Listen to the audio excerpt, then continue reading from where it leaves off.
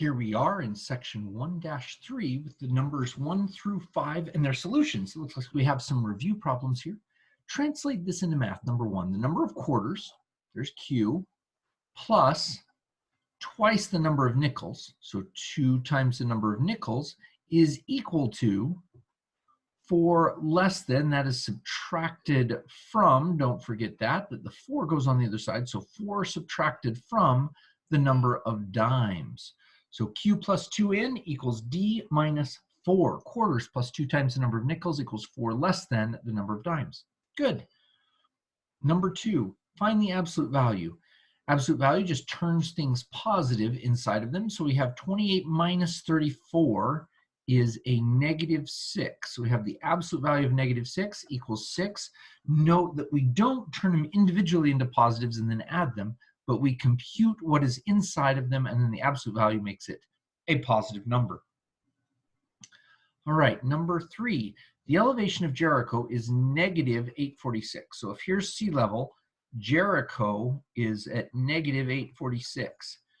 And Jerusalem has an elevation of 2428.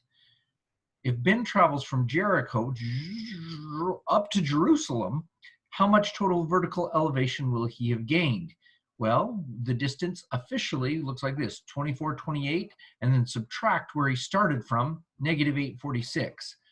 And those two make a plus. So it's really 2428 plus 846, which 8 plus 6 is 14, 1 plus 2 is 3, plus 4 is 7, 4 and 8 is 12. So he gained 3,274 feet in elevation. And maybe you can see that if you just imagine sea level here, he had to walk 846 feet up to get to that level, and then all the way up to this level to get to Jerusalem. So addition seems like a normal thing to do it, but officially that's why it becomes addition, is the distance between here and here is subtraction, but when you subtract a negative, you end up adding. Oh, we should put feet there, you're right. All right, the next one, number 4, perform the indicated operation. -9 minus 15, so we're just going left to right since it's all addition and subtraction here.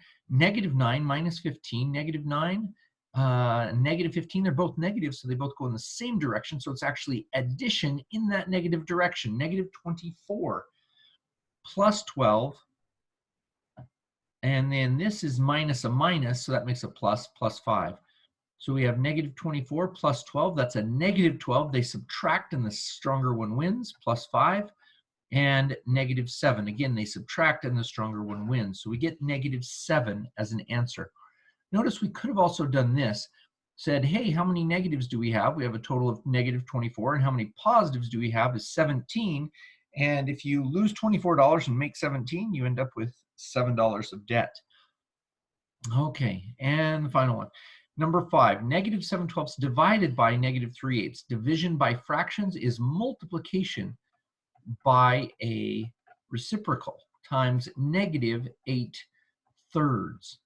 So we can multiply straight across. We'll have negative, which will make a positive.